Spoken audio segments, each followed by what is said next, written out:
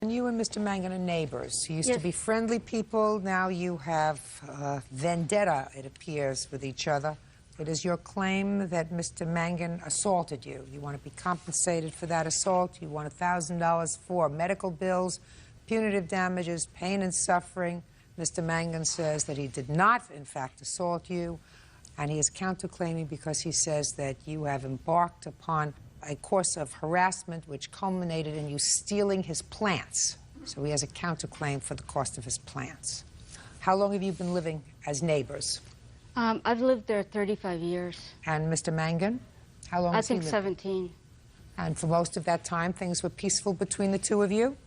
Except for last year. So that's 16 years. 16 years is a long time to be friendly neighbors. What happened? We have a double garage, and we were letting Kevin store his equipment in our garage. And last summer, we asked him to take his things out of our garage, and he got really, really mad. We've had trouble ever since then. Is that right? No, Your Honor. Well, tell me what happened last year. Last year, it was June 28th that I received a call from Cheryl. Her cousin wanted to store his car in their garage. I had a quarter of that garage for a lawnmower and furniture and tools. She was offered $65 a month from her cousin. Now, would she receive that from me, or she wanted to know by Monday? So what you're telling me is she said if you wanted to rent it for $65 I had to meet the a price. month, otherwise get your stuff out of the garage. So what happened? Let me go back a bit. Don't go back. Okay. I don't have that much time. What and happened? This is not the Scopes trial, Mr. Mangan, because we're not even to the case yet. I just want some sense of what caused the trouble. So it was over the garage space. She is correct. Over the garage space. Okay.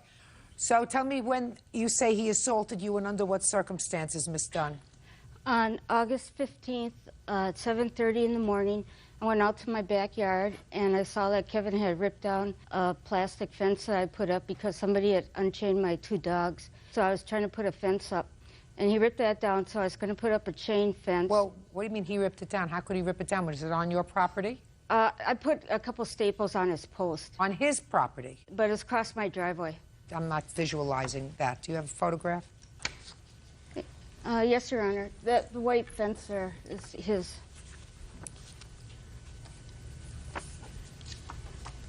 Is the white fence here Mr. Mangan's fence? Yes, Your Honor. And so you stapled some staples onto his white fence? Yes, Your Honor. Okay, and he was taking it down?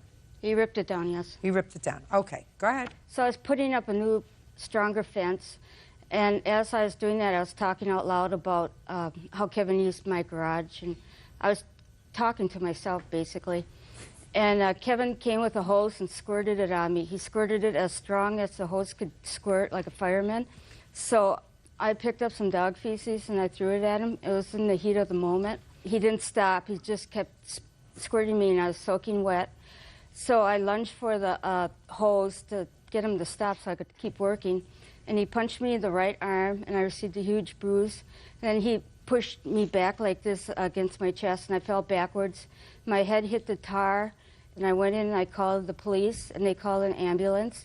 But I didn't go with the ambulance because there was so much money to go, so... Have a police report? Yes, Your Honor. I'd like to see it, please.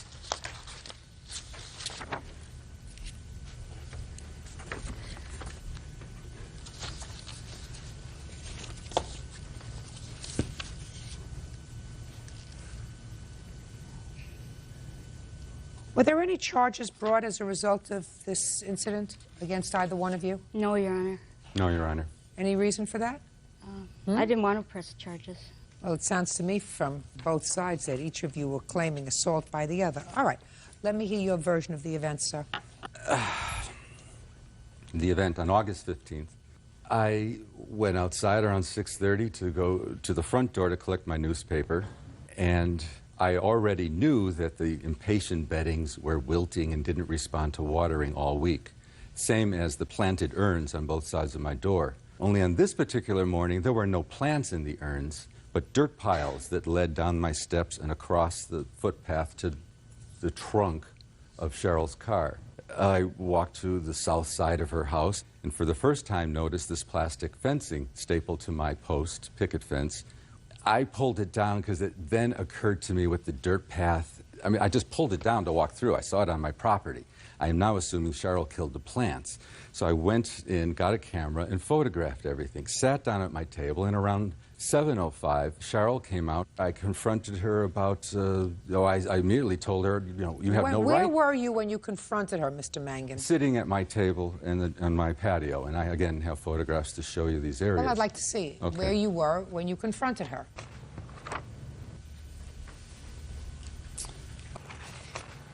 There's a table and 4 chairs on a patio. Okay. Table and 4 chairs on the patio I have. You're sitting on the patio. Yes. And across this white fence is where the plaintiff is? Yes. Okay. So what did you say to her? I said, you have no right to attach that fencing to my property without asking me first. And then I asked her, why did you poison my plants? What did you do with the plants that you took? Which she denied having anything to do with. She went in the house and then changed her clothes out from her nightgown, nighties. And then? Came back, proceeded to start to make a new fence. But as she's doing this, it was just a slew of verbal harassment and toying and... Well, no, I don't understand. You have to tell me. I can't visualize. Look at Kevin pouting. Kevin sitting at his table pouting like a little baby. Why don't you get a real job? What's a real man planting pansies for? You're nothing but a moocher. It's mooching off your neighbors, mooching off your wife. Okay, so she's... I then said... Going on and on and on and She had just gotten Nasty. a restraining order served against her from another neighbor. I had said, what, is she working on another one? One isn't enough? Judge Judy continues in a moment. Like a wand, I held it and soaked her more to keep her a distance away from me. So at this point, she said, so it's you want, bent down, grabbed a handful. I then used it like tennis at the net so that I deflected the next 4 throws. Real cases, real people. Judge Judy. Cheryl Dunn says neighbor Kevin Mangan drenched her with a garden hose and punched her in the arm. Kevin says Cheryl stole his plants and pelted him with dog feces. Go ahead. I couldn't take it. Nothing was going to stop her. And I saw a little sprinkler, which you have a photograph there. Fits in your palm, fountain sprinkler. I put it on my property close enough to Cheryl so that when I walked back to my table and chairs where I can turn the hose on, it would soak her, hoping that it would shut her up, get her away from that fence, and quit annoying me. But she went on, I'm getting wet. Oh, Kevin's so tough. When you took the sprinkler and you put it on, Yes. were you holding it? No, I put it down. Put it down? Went back, sat down, had my coffee, and watched. No, just a second. Did you turn on the water? Did you turn on... Shh. Did you turn on the water? Of course. And did you have to go someplace to turn the water on? Walked back to where I was sitting, where the faucet is. Okay. Fine. So that's what happened. Go ahead. Well, then she had enough of it getting wet, and she entered my property, grabbed it first. I'm not there yet. And like a lariat, swung it overhead, tried to throw it into my yard. But as you saw the picket fence, it snagged on the top of a picket fence, just as I was approaching her. She was now in my face, on my property. I was frustrated. You were, Miss Dunn, at that moment you were on Mr. Mangan's property. Is that correct? No, I wasn't on his property. I was on my driveway. Well, I have no reason to go on his property. Just a second. I think you indicated yourself in your complaint that you went inside to get this piece so that you went on his property because the hose was not on your property, it was on his property. He was holding it. It wasn't on the ground. He was holding it like this, spraying at me. Well, then is what you're telling me, Ms. Dunn, that he was on your property? No, he was standing on his property. Then and you I was had on... to, listen to me, then you had to go on his property in order to get it out of his hand. No. The driveway's right next to his property. I stood on my driveway. Did you understand what I just said? Just be very careful what you say to me. You're telling me that you were on your driveway and you never entered Mr. Mangan's backyard. Is that what you're telling me? Yes, Be very careful. there isn't a fence dividing us. I didn't ask you whether there was a fence. I asked you whether or not you entered his property. No. And you're telling me no, and you're telling me that that's not true. She did. Not true. Of course she did. Even her own complaint indicates that she had to have entered your property to get that device away from you, whether you were holding it in your hand or it was on the ground. Of course you entered his property. Okay, what happened next? I put both hands on her shoulders. I pushed her away from me and said, "Get off my property." She immediately, however, tripped and fell backwards on her rear end, bounced right back up again, slugged me in the jaw, As I turned, the sprinkler. I grabbed it with my left hand, and like a wand, I held it and soaked her more to keep her a distance away from me. I don't know if I should be saying this. At this point, she said, "So it's you want," bent down, grabbed a handful, but I didn't really identify it as what it was at that time. Where did you get this from? It's lined up right on the edge of her driveway because they don't clean up their dog droppings quick enough. And she hit you? 5 times. The first one hit the forehead, the glasses, the hair, because I didn't know what was coming. This time, with the handheld fountain, I then used it like tennis at the net so that I deflected the next 4 throws. And I watched them just flood back at her, in her face and beyond. Finally, we were both, I said, "That's it, I'm calling the police." She disappeared in the house. I called from the patio. It took a while, and then they all So the police arrived? They must have interviewed with Cheryl first. The paramedics came onto my property with the police. The police asked, "Did you find anything?" The head paramedic shook his head, But looking you downwards. can't tell me what they said, what they did. That's all I can't hearsay. tell you what they said? No. Okay. Do you have it in a police report? No, I don't. Oh. I called also to get the report. But Okay. Mr. Mangan, did you think that Miss Dunn was acting in an irrational manner that day? it was a heated moment. It got heated. She was Irrational behaving manner. Irrational. Let us go back for a second. Do you think that it's an irrational act for somebody to steal plants out of your Yes. urns for no reason? I can't think of it. Irrational. Yes. I mean, a person who's normal wouldn't do that. No. And someone who ruins a day by running on at the mouth, as you say she was doing, was not a normal act, right? No, Your Honor. And another neighbor had, according to you, whether it's true or not, but according to you, had a problem of some sort of either assault or harassment that was being perpetrated by Miss Dunn against this other neighbor, and there was a restraining order issued, according to you, against Miss Dunn, right? Yes, Your Honor. So that would further indicate that something's not right in Denmark. That be a fair statement? Yes, Your Honor. And what I want to know is, why would a rational human being, someone who is pretty much in control of themselves, take somebody who is not quite wrapped too tight and spray him with a water hose? I'm not saying to you, sir, that you weren't frustrated. You were frustrated because she wasn't acting normally. But why would a seemingly intelligent person start up with somebody when there's not a level playing field? You got me? Gotcha. Is that a fair question for somebody to ask? Very fair. Oh. And there really is no answer for that, except that you had it, right? Mm-hmm. And you snapped. It was the wrong thing to do. Miss Dunn, did you steal the plants out of his pot? No, Your Honor. In fact, I had plants taken out of my pot, too. Did the trail of dirt from your pots lead to your car, too? No, Your Honor. I think he put those piles of dirt up and then he took pictures of them, I think. Miss Dunn, I don't think you did that. Do you think you behaved badly that day? No, Your Honor. I felt assaulted. Just a second. Do you believe that you behaved badly that day? You already told me, Miss Dunn, that you were out in the backyard and you were talking to yourself. Right? You told me that 5 minutes ago, remember? Do you think that you were talking to yourself a little too loudly? Yes, Your Honor. So do you think you were behaving badly that day? I haven't been able to talk to him. That's the only way I can talk to him. He doesn't want to talk to you. You didn't want to talk to him. You wanted to annoy him. And you were insulting to him. And that's what you were doing. You were insulting, right? You were insulting him. That doesn't give him the right to spray you with a water hose. He can file a complaint against you for harassment. You can file a complaint against him for squirting you with a water hose. The water hose was on his property. You could have moved out of the way. You had the right to go inside and call the police and say to the police, this man just squirted me with a water hose for no reason. But you had no right to go on his property. You similarly had no right to bend down and pick up dog feces and hit him with it. Do you understand? Yes, Your Honor. That's why the police made no arrests, because the police found that each of you were responsible for this altercation. Each of you behaved badly that day. I find the same thing. Each of you behaved not like responsible adults. And if you don't like each other, that's one thing, but you're not supposed to do things to annoy each other, right? Yes, Your Honor. Mr. Mangan, I don't know whether or not she stole your plants. I certainly know that both of you put your hands on each other on a day back in the summer of this year when you shouldn't have, and you both behaved very badly. You both certainly didn't behave as adults should behave. I'm not going to reward either one of you for your bad conduct on that day.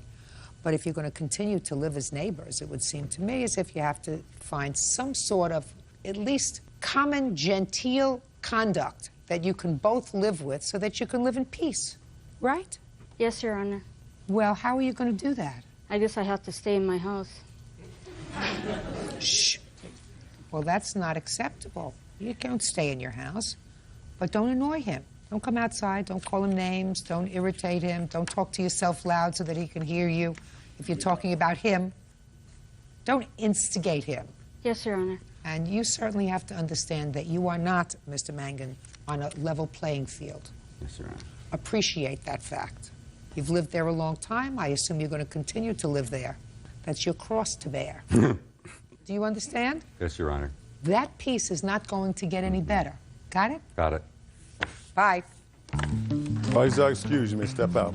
I think Judge Judy was very correct. I think Kevin has a very bad temper. I am not playing on the same level. I hope he moves away. And now the next case. All parties in the matter of McDowell versus McGrew, step forward, please. Dressmaker Jenny McDowell is suing former friend Catherine McGrew for the unpaid balance on a wedding cake. Catherine says the cake was dry and she's not paid. Miss McDowell, you made a wedding cake for the defendant's daughter's wedding. Yes, I did. I assume you have a picture of the cake to show me? Yes, I do. I'd like to see it. There's a picture of myself with the cake set up, and then the bride and groom with the cake.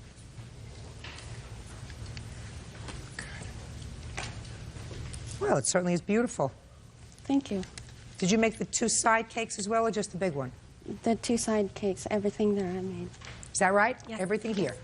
And for that, you wanted $260.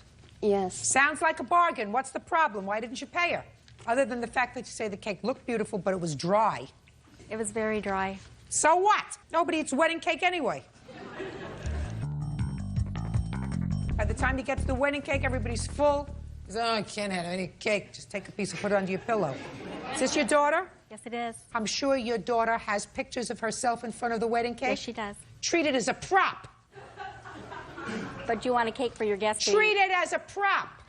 Does your daughter have pictures of herself giving her husband a piece of cake? Yes, she does. Giving her first, going like that, put it in your mouth? Yes, she has does. one of those pictures? Like she does. everybody else does? Pay the $2. Judgment for the plaintiff, $260. That's all. Please excuse me, step out. Oh, well. They were best friends. I done it at pretty much cost. My daughter didn't have a cake for her first anniversary because we didn't save it because it wasn't edible. It was over a year since the time of the cake. They never said anything about the cake. Please have been sworn in, Judge. You may be seated. Have a seat, please. Who was Mr. Oviatt? I am, Your Honor. Miss McCrae, according to what I read, you entered Mr. Oviatt's store. What kind of store is it? It's a clothing store. And when did you enter his store? October 6th of '02. And you got into the store and you were on your cell phone.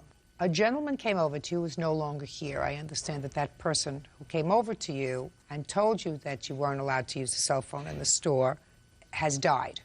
That's correct, Your Honor. And that person's name was? Roland Espinoza. And he had been ill in October of 2002. Yes.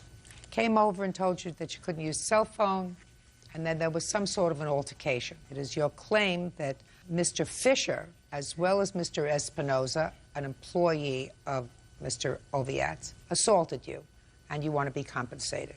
Mr. Oviatt, I gather, was not present.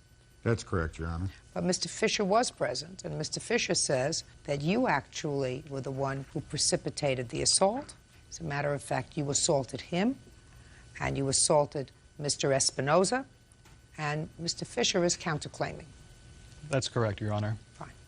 So why don't you tell me, Ms. McCrae, your version of what happened? I had just got off from work. I was looking for a tank top. I was on the phone. I walked past the store, and I seen a tank top on the back wall. I veered into the store. I went straight back to the tank tops, and I was looking through the tank tops while I was talking on the telephone. Man walks up past me, and he says, "You need to take that conversation outside." And I looked at him, and he walked away. And I was talking to Yolanda, and she said, what did he say? I said, girl, please, I ain't paying him no mind. I'm still looking through the thing, talking to him. He comes back up to me again, and he says, you heard me. You need to take that conversation outside. There's no cell phones allowed in my store.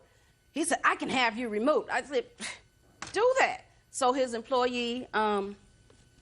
Fisher here, picked up the phone and called the police at that time. So I stood there, and he said, I can have you. He said, I can put you out. I said, no, you guys said, I'll be right here when the police get here. He said, no, you won't. This is my mother, and I'll put you out if I want to. And at that point, he grabbed me by my collar and the seat of my pants and proceeded to push me out of the store. I said, I'll call you back. I hung up the phone. I put it in my pocket. I spun around, and I shoved him off me. I said, don't touch me. I said, you don't have the right to touch me. I said, you done already called the police. Let the police remove me. He said, I can put you out if I want to. This is my mother's store. He said, I'll take that cell phone and throw it out in the damn street. I said, I will kick you. And he kept on, and he walked away. Phone rang again. It was Yolanda.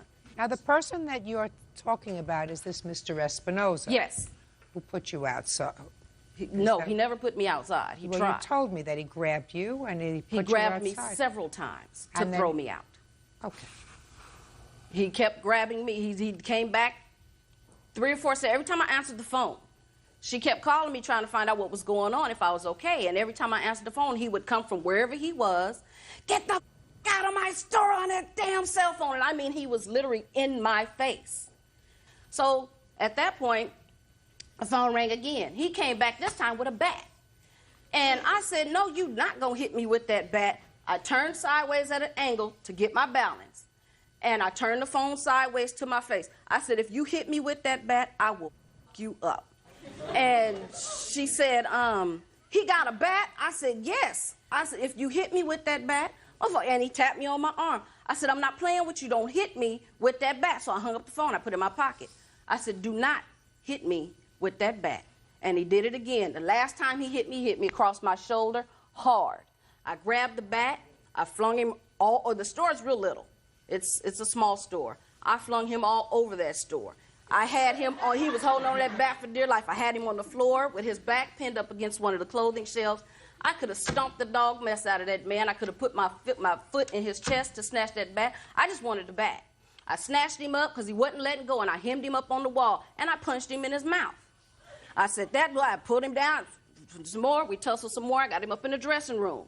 And when I turned around, something just told me to look, and I turned around, and Mr. Fisher sprayed me in my face with mace. Caught me on an exhale. I wiped my face on Espinoza's sleeve, and I turned around again to see who it was before I swung, make sure it wasn't the police. And I looked again, and he sprayed me again. I let go of Espinoza, and I turned around, and I punched Donald Fisher. And I was getting ready to hit him again, but I took an inhale, and I couldn't breathe. I said, okay, I'm going outside on that note. And that's exactly what it is. Should have done that 10 minutes before. Mr. Fisher, how long have you worked in the store? I worked there for the total of 1 year. I don't work there anymore. At that point, I had been there probably about 8 or 9 months. Okay. Would you describe Mr. Espinoza, please? Well, Roland was a very small man. He was only about 120 pounds because he'd been ill for quite a long time. And he was actually a very soft-spoken man as well. So hearing this story is greatly embellished. Just tell me put your hand down. First of all, is there a policy in the store with regard to cell phones? There is a no cell phone policy in the store, and it's posted on the front door. And what does it say? It's a symbol, May I see it? No food, no cell phone, no drinks. I'll get to you, madam. Just put your hand down.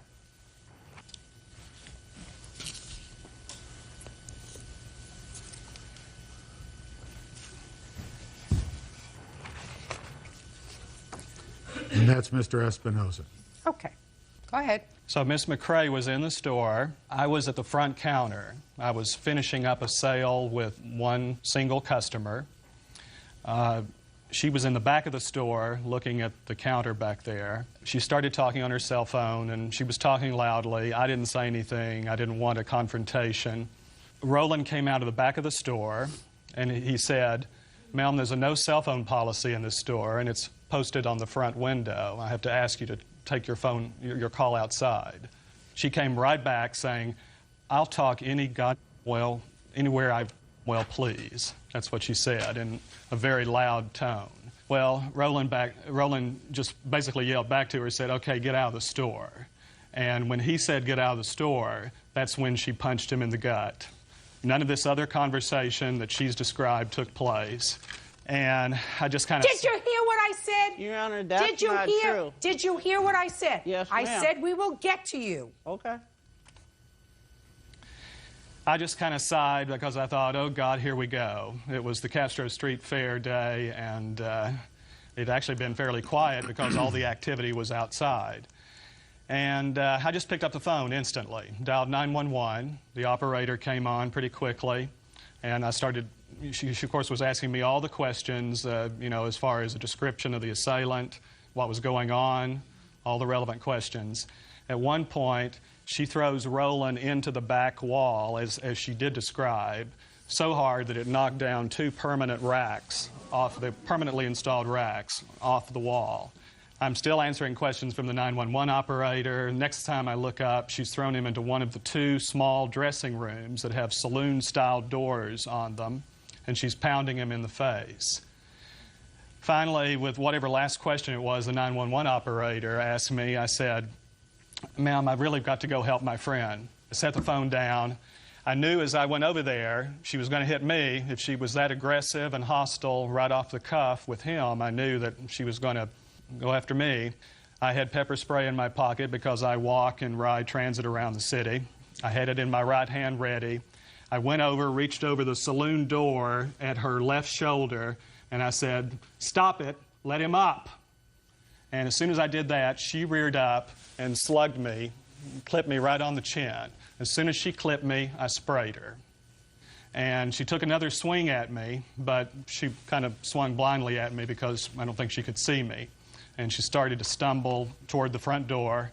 I went over to help Roland. He was all the way down on the floor. She had pounded him to within a foot of the floor, and he was all bloodied, his lip cut. I looked up, and right as she was going out the front door, there were 4 or 5 police officers there. Was she arrested? Yes, she was arrested for assault. Judge Judy continues in a moment. Are you asking me to believe that you did not know that he was an employee of the store? Yes, I am, because of the tone of voice that he said it. I hear it all day. I don't buy it. Real cases, real people. Judge Judy. Lisa McRae says retail salesperson Donald Fisher sprayed her with pepper spray. Can I see the police report, please? Now I'll hear you. Stand up. Tell me your name. Yolanda Telfie. Okay. Your Honor, I was on the phone with Miss McRae when the gentleman approached her. He did not say it in a nice manner. You need to leave the store. There's no cell phone policy. He came out with, you need to get off that phone and take that conversation outside. Okay. So he said, you need to get off that phone and take the conversation outside. That's what you remember? Yes, ma'am. Okay. What's next? Then the phone clicked off. I called back to make sure she was okay and what was going on. And he was screaming and yelling, sounds like at the top of his lungs at her, that he was going to put her out the store. She didn't have the right to stand in the store. And then the phone clicked off again. I called her back 3 or 4 more times, and I couldn't get through. Then I called her back again, and the first thing I heard is, you better not hit me with that bat again. And then the phone clicked off again. The next time I talked to her, she was in the back of the police car on the way to the police department. Okay. Judge Judy, I have proof that he just lied to you. I'll hear you.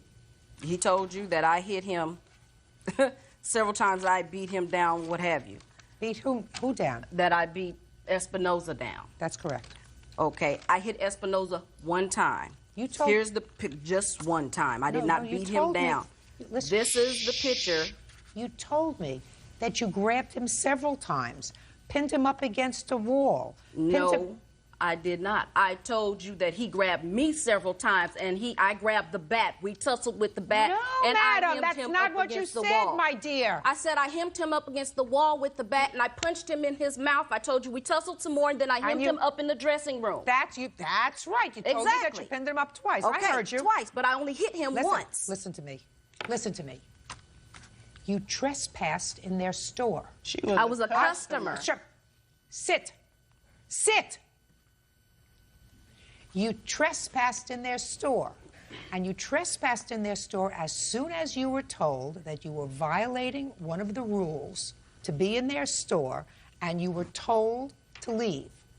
If I go into a store and I have my dog Lulu with me, and the store says to me, you're not allowed in here with the dog, get the dog outside. If I choose to stay in that store, I am trespassing, because the invitation that I have to enter the store, which is what you have as a customer, has been voided when you break one of the rules. And then when you are told to leave in an orderly fashion and you choose not to leave, you are trespassing. It was not an orderly fashion. I don't... That's according to you. He didn't even have to be polite about it. All he really had to say was, there's no cell phones allowed in here. He could have just said that and left it at that. I'd either got off the phone or I'd have went outside. And then you would have gone outside. Either or. Okay. But he didn't. I don't know who that man is. So you didn't like his tone of voice. Is that what you're telling me? He was very loud and very rude. Your Honor. I didn't know who that man was. He did not tell me that this is my store. I'm the store owner. Put her out, because unless she can keep herself quiet during the course of the proceedings, you can't stay. Do you understand? Yes. Good. He did not tell me who he was, ma'am. In the store. Ma'am, I didn't even know if that man worked there. He has one of them get-up-and-go hairdos, and I work in transit in San Francisco. I hear people cuss people out and tell them to get off the phone on them buses and streetcars all day long. Miss McRae, you can raise your voice from today till tomorrow, and you can cry and moan, and I'm telling you that this was a small store you went into, and when this man came over to you and said to you, you're going to have to take that conversation outside, and he said it to you twice, are you asking me to believe that you didn't know that he was an employee of the store? Just answer my question. Are you asking me to believe that you did not know that he was an employee of the store? Yes, I am, because of the tone of voice that he said it. I hear it all day. Listen to me. I don't buy it. I hear it all day. Now, people telling Mr. people to get off the phone. Now you're going to be quiet, because I'm telling you to be quiet. Now, you are also a defendant, and you are being sued really as the store owner. That's you correct. said you had something to tell me. I'll hear you. Okay, well, first of all, Mr. Espinoza would never use the MF word. Just a second. I don't know that. He's Well, I was his domestic partner for 18 years. Okay. I know how he behaved, and I know when she raised her voice that he would rise to the bait at that particular moment. Okay, so he might have. Let me tell you what you said to the police, madam. You said to the police, I was on a cell phone looking at merchandise in the All-American Boy store. Is that your store? That's correct. And a man comes up to me and says something along the lines, take your conversation outside. We don't allow cell phones in our store, unquote. You mean, just a second, is what you're telling me the police got it wrong? I'm telling you that they shortened it and they added what they wanted to add. No, listen to me. It's in quotes. A lot of it is not in quotes. This is in quotes. I kept on looking and talking, and a second time he, quote, asked me to go outside with the phone and told me that there was a sign on the window stating no cell phones in the store. I kept talking and said to him, I'm not bothering nobody, etc. And he proceeded to hand-deliver me to the door. I told him to get his hands off me. He pushed me several times. I then started pushing him back, and all this pushing took place after other employee called the police. He then came at me with a bat, hit me 3 times on my arm lightly. I told him that if he hit me with that bat again, I was going to beat the F out of him. And he hit me one more time on the left shoulder, this time much harder. Something hit him by mistake with my fist. That is not my statement. I tried to take the bat, and when I had him backed up in corner and almost had the bat, the other employee sprayed me with mace. Then I turned around and busted him in the face. That's your statement to the police. That ain't my handwriting. I ain't wrote that. Miss McRae, you acted badly. You don't get paid for acting badly. Ma'am, You lost I was not. You're just if a second. I I'm did speaking. That, I would have got arrested. I didn't get arrested. Listen to me. You acted badly. You were a trespasser in his store. You were told to leave. You were violating the rules. You had no right to be there with your cell phone. Period. Now, as far as you getting clipped in the face, were you injured? No, ma'am. No, Your Honor. Sorry. Okay. So that, but for the fact that the plaintiff filed this lawsuit against you, I would assume that you would not have counterclaimed. Is that right? That's right, Your Honor. Okay. So let's just leave it at that. But she if I has was injured, absolutely then they no would have case. put a case on me. I've just explained it to you. You have no case. You behaved badly. Accept it and try to behave better the next time. Your lawsuit's dismissed. Your counterclaims withdrawn. Thank you. That's all. Parties are excused. You may step out. You can tell by the plaintiff's demeanor what kind of language she uses and the tone of her voice.